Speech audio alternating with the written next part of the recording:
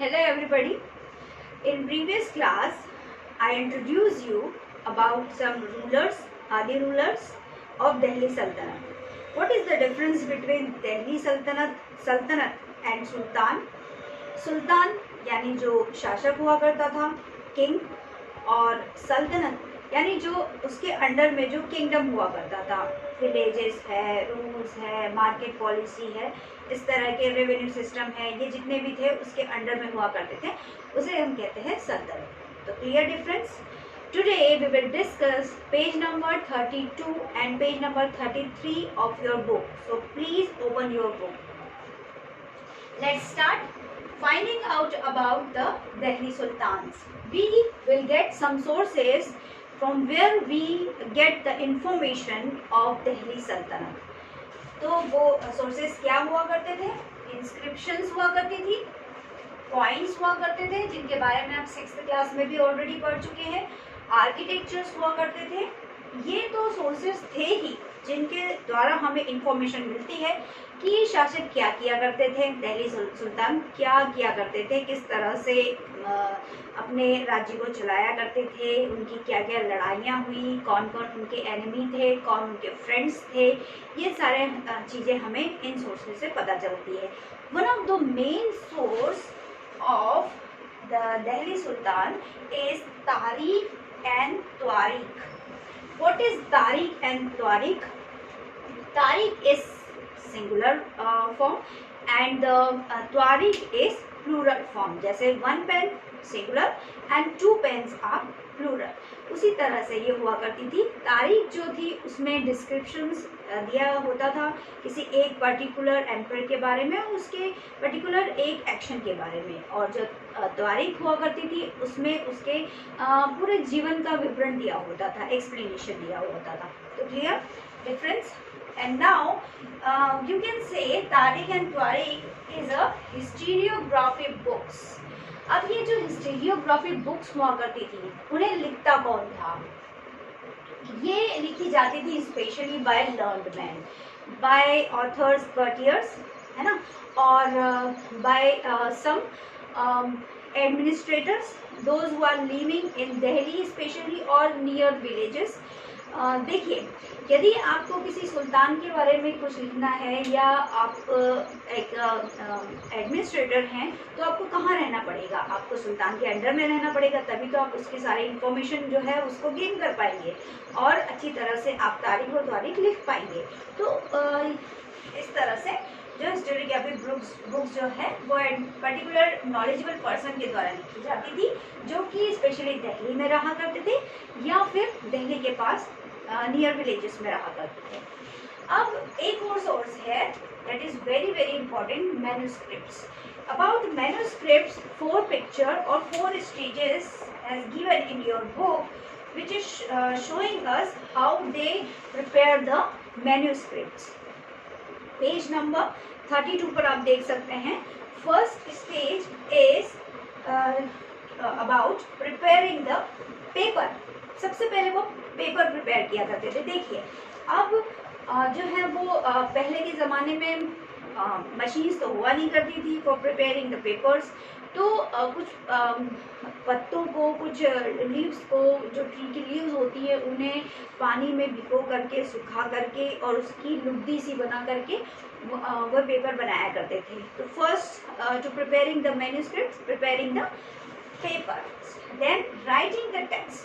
फिर वो कुछ रंगों की या कलर्स की इंक बना करके they wrote down right the text. उसके बाद how they highlights some important facts. They highlight some important facts by melting the gold. Gold को मेल्ट करके वे जो डिस्क्रिप्शंस थे या जो इम्पोर्टेंट डेट्स हुआ करती थी या जो पर्टिकुलर नेम हुआ करते थे उनको हाईलाइट किया करते थे, क्योंकि उस ज़माने में जो है वो हमारे मार्कर या इस तरह से कोई भी सुविधा नहीं हुआ करती थी. तो how they highlight some special facts, they melting the gold.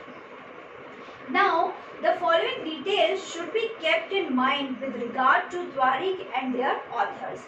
अब तारिक और त्वारिक के बारे में एक बहुत इम्पॉर्टेंट चीज़ है, और इसके ऑथर के बारे में भी कुछ इम्पॉर्टेंट हैं, फैक्ट्स हैं जो कि हमें दिमाग में रखना बहुत ज़रूरी है। देखिए, हिस्ट्री कभी कभी हमें बायस लगती है। बायस मतलब जैसे उसमें किसी तरह की आलोचना नहीं होती है, किसी तरह की उसमें बुराई नहीं होती है, तो ऐसा क्यों होता है, ऐसा क्वेश्चन आता है मन में। तो उसके पीछे क्या रीज़न है? The author of tarikh lived in cities mainly in Delhi. They often wrote tarikh for sultan in hope of rich rewards, है ना। अब स्पेशली जो कटियर्स हुआ करते थे ना, वो एक लालच के रूप में और सुल्तान की हमेशा तारीफ लिखा करते थे, क्योंकि उन्हें हमेशा डर बना रहता था कि कहीं ऐसा नहीं हो कि सुल्तान के बारे में कुछ गलत लिखें और वो हमें पनिश कर दे। तो उन्हें हमेशा ये डर बना रहता था, तो कभी कभी वो बायस हो जाते थे, कभी कभी अच्छे से कंपैरिजन नहीं कर पाते थे। These authors advised rulers on the need to preserve an ideal social order based on birthright and gender distinction. अब ये तारिक और त्वारिक में ये लिखा क्या करते थे?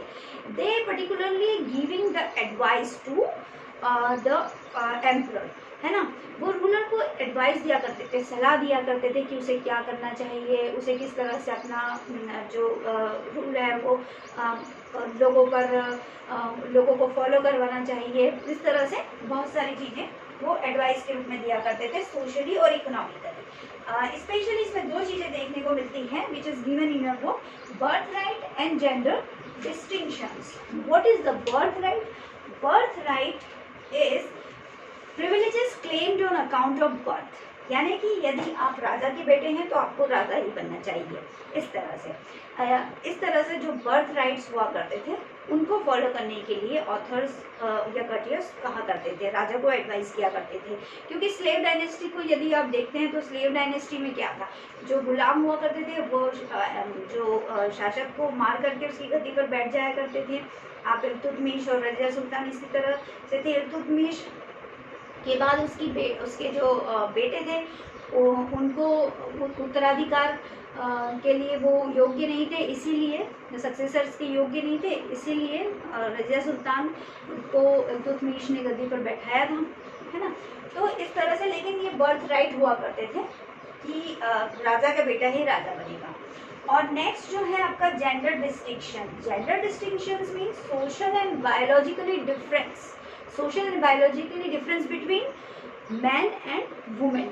यानी ऑथर्स कहा करते थे कि मैन और वुमेन अलग हैं, गॉड ने दोनों को सोशली और बायोलॉजिकली अलग अलग बनाया है, और जो वुमेन है उन्हें सोशल ऑर्डर्स को फॉलो करना चाहिए। तो इसका एक बेस्ट एग्जांपल आप देखते हैं कि Razia Sultan became in 1236 became Sultan in 1236 and she was a throne on 1240. सो 4 साल ही वो शासन कर पाई अपनी गद्दी पर। लेकिन क्यों? इसके पीछे एक जो हमारे जो राइटर हैं मिनाज उल सिराज लिखते हैं कि जो रजिया थी वो उसने सोशल ऑर्डर्स के अगेंस्ट थी, वो सोशल ऑर्डर्स का उसने पालन नहीं किया, जिस वजह से लोग उसे पसंद नहीं करते थे। और एक जो ग्रुप हुआ करता था बड़ा, जो दरबार में एक ग्रुप हुआ करता था, वो उन्हीं लोगों ने रजिया को जो है वो गद्दी से हटा दिया। और रजिया के बारे में ये भी कहा जाता है कि रजिया जो है वो अपने दरबार में मेल क्लोथ्स में आया करती थी, यानी मेल्स के कपड़े पहनकर आया करती थी, पर्दा नहीं करती थी। इस तरह से लोग उसके खिलाफ थे, but she was the good ruler. अच्छा, मिनाज उल सिराज ये भी कहते हैं कि नहीं, ऐसा नहीं था कि Razia Sultan was the first ruler. या definitely she was the first ruler of Delhi सल्तनत, बट इसके पहले भी कश्मीर में हम दीदा का एग्जाम्पल लेते हैं तो मिनाज उल सिराज कहते हैं कि दीदा जो है वो आपके 1980 से 103 के बीच में कश्मीर की रानी रही हैं। और उनकी जो पॉइंट्स हैं उसमें स्पेशली वो उन्हें दीदा कहा गया है। दीदा का मतलब होता है एल्डर सिस्टर। तो कश्मीर में भी रानी थी, इसके पहले भी रानियाँ रही थी, और लेकिन उन्होंने भी कहीं ना कहीं अपने आप को जो है मैन के रूप में प्रिटेंड किया, जैसे कि काकतीय डायनेस्टी के जो हैं, जो अभी हमारा वारंगल जो कहा जाता था, now it is called Andhra Pradesh. तो जो आपकी रुद्रमा देवी थी, रुद्रमा देवी के बारे में भी यही कहा जाता है कि कॉइन्स, उनके कॉइन्स में 1262 से लेकर के 1289 के बीच में जो उनके कॉइन्स मिलते हैं, उससे पता चलता है कि वो भी अपने आप को एक मैन के रूप में प्रिटेंड किया करती थी। यानी कहीं ना कहीं वुमेन जो है उन्हें राजा बनने का अधिकार नहीं था। तो वो इट इज़ क्लियर। एक और चीज़ हम डिस्कस करेंगे कि बुक में दी हुई है the circle of justice. Authors ये भी कहा करते थे कि सर्कल ऑफ जस्टिस कैसा होना चाहिए, यानी राजा को न्याय प्रिय कैसे होना चाहिए और क्यों होना चाहिए, सबसे मेन इम्पॉर्टेंट बात है। यहाँ पर एक राइटर है फ़ख्र ए मुदब्बिर। फ़ख्र ए मुदब्बिर कहते हैं कि जो किंग है उसे जो है सोल्जर्स की ज़रूरत होगी, लेकिन सोल्जर्स ऐसे तो फ्री में तो आएंगे नहीं, फ्री में तो काम करेंगे नहीं, तो सोल्जर्स को ज़रूरत होगी सैलरी की। और सैलरी कहाँ से आएगी?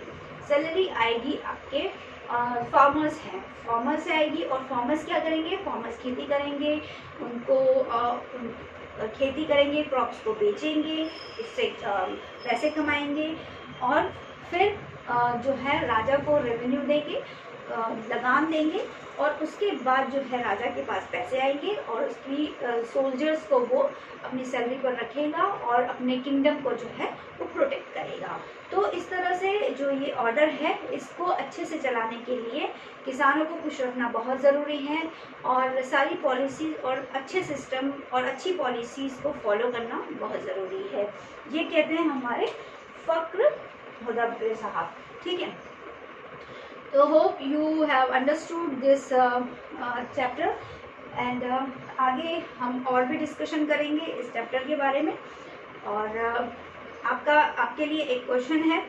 Question is you have, it is your homework children, you have to express Minhaj ideas in your own words. कि मिनाज और सिराज के बारे में मैंने आपको सब कुछ एक्सप्लेन कर दिया है। I have explain you everything about कि वो रजिया और वहाँ उस समय की जो क्वींस है उनके बारे में क्या कहा करते थे। तो आपको अपने वर्ड्स में इसको लिखना है in 50 words. Okay, good bye.